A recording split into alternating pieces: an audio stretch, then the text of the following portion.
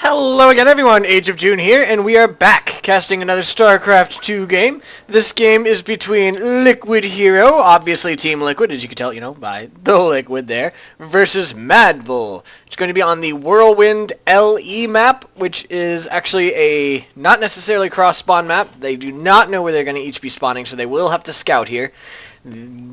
MADBULL is actually somebody I have never really heard of. He's not really done too much. He doesn't have a long career or anything. He's tried to qualify for a couple tournaments and stuff. He actually had a single, nice little, just doing their little good luck, have fun thing. He's apparently done a televised match, but he did end up losing the match. But that's about it for him. But Mr. LiquidHERO here has actually been playing for quite some time. He was a fairly well-known player back in Brood War, apparently. And he stopped for school, but he did actually end up coming back with the onset of Starcraft 2, and has, of course, joined Team Liquid, and obviously, as you can see here, plays Protoss. He is South Korean, I believe, but yeah, both players are actually South Korean, so no Americans in this one, and nobody from North America in general, so should be fairly interesting. It's going to be a Protoss versus Protoss, as you can see here, which is kind of exciting to me because as I'm sure you've noticed by the fact that I upload a decent amount of my own videos now, I play Protoss. And I really like seeing how other people play Protoss so that I could learn different builds and such. Interestingly, LiquidHERO is actually getting a late started gateway. He actually got gas first. He went straight for gas and then into gateway. I guess that actually makes sense in this particular matchup, just because it's actually going to be a Protoss versus Protoss here. So, you know, as a Protoss, that it's very unlikely that your enemy is going to be able to rush you.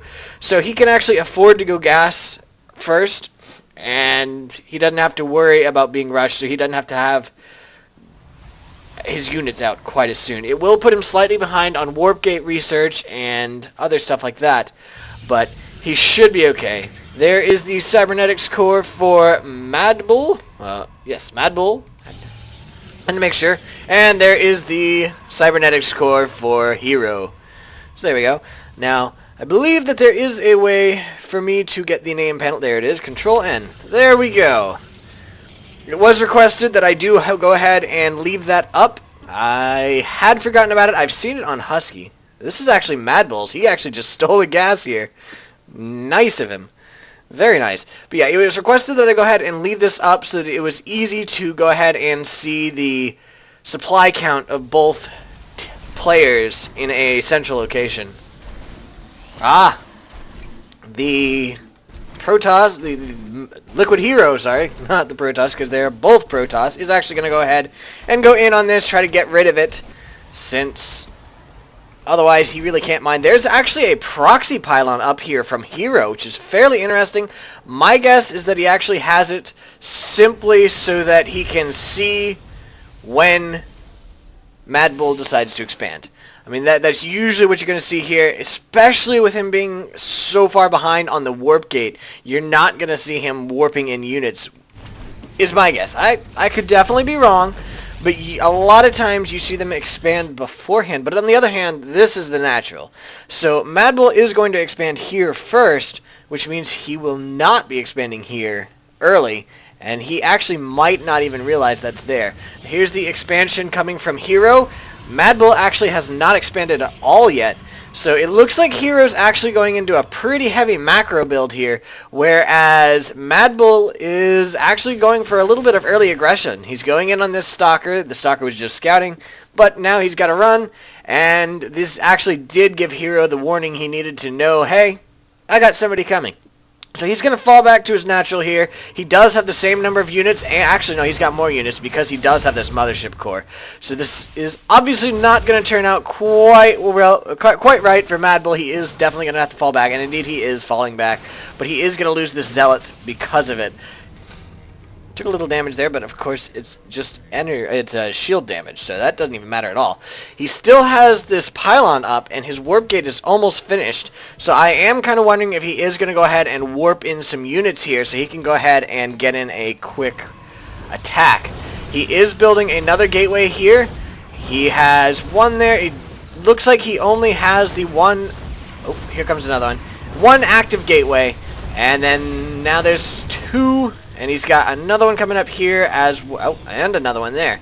So he's got quite a bit coming out. He still has not created any units up here, so we'll have to see what happens.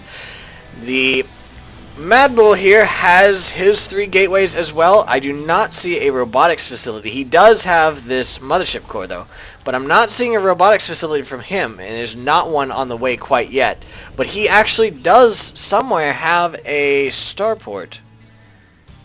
Oh, here it is. I didn't even notice it. Okay, so he does have a starport. He's going to go ahead and get out an oracle so he can go ahead and get some harass. He actually already has one, and he's sending it down.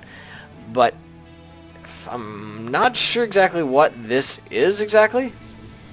I'm not sure. But either way, he is coming in for the harass. He is actually taking a lot of damage from these guys. So he is almost dead already, and it is going to die instantly to these stalkers. So that was not a good harass at all. Hero was definitely prepared for that, and there was a little bit of miss micro there that ended up just completely wasting all of that money that he had invested into that without doing any damage whatsoever. So he is actually making a couple phoenixes here, which is fairly interesting. I suppose he's going to be going with Sky Toss. Oh, these guys now see this pylon, but they are being forced to fall back a little bit as they do see Hero's army coming in. There is another pylon going in here. Looks like he is definitely getting ready for some aggression. The Oracle, the second Oracle, is actually coming in. It's getting attacked by this Stalker, but it's doing a lot of damage to the probes. I've noticed that Oracles just tear through probes. It is completely insane. I was very surprised to see how much damage they did. I didn't notice exactly how much damage that guy did before he died. Let's see. Let me go back just a little bit. I didn't want to go back that far, really. Wow. Okay. So in he comes. I'm going to go ahead and stick on him. I would like to see exactly how high he gets.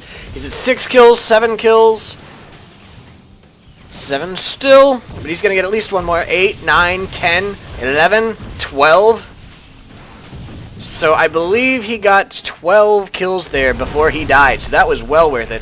But in the meantime, Hero was actually up here doing a nice small little attack, and he actually did take down the mothership core from MADBULL, so there is that. And now in comes some phoenixes here. They are coming in, they are seen of course, and now they're actually just flying back. I suppose that he figured it might be better to have them here. There is another attack going in here. The mothership's time warp was laid down, and it did slow down a couple units, which was then followed up by a nice little bit of force field there just to keep them there. I'm not sure it was really worth it because I think he only got 2 units from that force field, but it could definitely be worse. And these phoenixes are now going in on the mothership, doing a little bit of damage, but I think they're taking quite a bit more than they're doing. So in comes the Stalker wave. It is going in on this natural, and he's still got a pylon here to warp things in, which he is actually doing. So the Stalkers are coming in. They're definitely going to take this down, and then MADBULL is going to have to defend on top of the ramp. He will actually have a little bit of an advantage to some extent. Ooh, there is a force field there, so this Stalker's going to go down. And the rest of the Stalkers are far enough back. This Stalker will go down as well. But as of right now, Hero cannot actually get up this ramp. So he's just going to go ahead and finish wiping off this expansion. And, yep, he was going to try to go back up there again. But, of course, there was another sentry to block it off. Those force fields are nice. But he actually got his unit slightly overextended there, so he's going to lose 2 zealots. And now it looks like the forces might actually be able to come in. Oh no, the Void Ray got way too extended there. It goes down. The mothership goes down. I think it might be getting pretty close to GG here. The force field is still holding these guys back, and now it's not, so they can come in, but they're not as of right now. Hero needs to get his guys in here. There we go. They're coming in now. They are going in on these zealots. The zealots are slowed from the mothership's time warp, and they are all just melting. This Void Ray up there is doing quite a bit of damage though, and it is just melting these guys. The Stalkers need to get in there and take it down, but the time warp made it so that they couldn't up until now. The forces are still pouring in though, as you see here. They're getting warped in, and there are more and more Stalkers coming in, which is great against this Void Ray, and down goes the Void Ray. They're going to take out the rest of these forces. I do not think... Yeah, I didn't think the MADBULL was going to be able to do it, and indeed he did not. So that is the end of this game. It's only a 12-minute game. Not very long, but it was actually pretty interesting. I enjoyed... Oh, all during that, I didn't even notice that the phoenixes were down here going off and killing stuff. But it was actually fairly interesting. He didn't actually end up using this pylon at all. It was just there for prettiness. And it actually took a little bit of damage, but not much. But honestly, a large part of that was the death of the Oracle down there for nothing. And then he just got out a lot more units a lot quicker. So there we go. I hope you guys enjoyed this game, and I shall see you guys next time. By the way, if you do want to see any sort of any of the players, go and give me a request. I have a site that I can go ahead and just look for any player. I can't promise that I'll find it there, but I'm willing to search and see if I do indeed find one. So just let me know. Thank you for watching. Have a good night. Bye.